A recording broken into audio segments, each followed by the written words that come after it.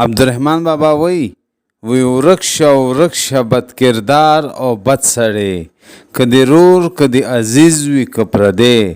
او وی تر هغه لا نیکوکار بیگانه خده چې بدکار شي د چا زوی یا نمسه، او وی حرام خور د مخنثو په حساب وی که په توره یا په تیغ وی مړنی،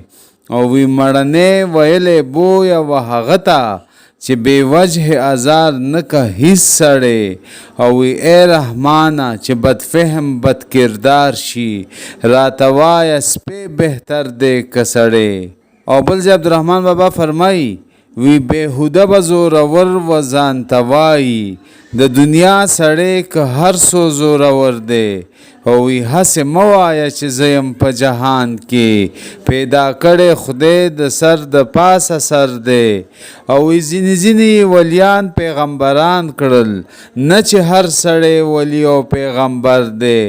او وی جودانه قدر یو لال پکې پیدا شي نور جهان واړه د تورو کاڼو غر دی، او وی یو بادشاه وی چې لښکر ورپسې درومي نه چې هر یو سړي پسې لښکر دی. او بیا فرمایي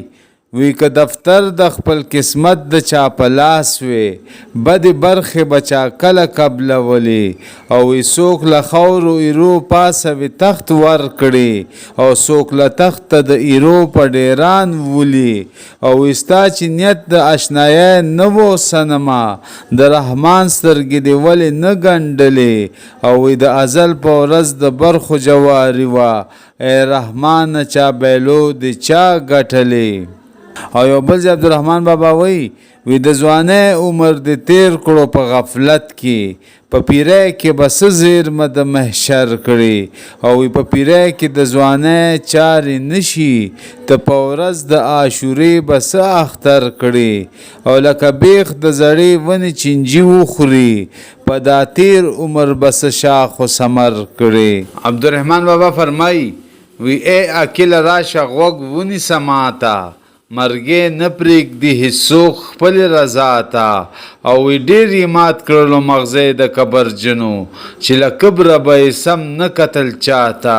نو وی ای رحمانه توبه وکاږه په ژوند کې شرمنده چې په محشر نشي الله ته. او عبدالرحمن بابا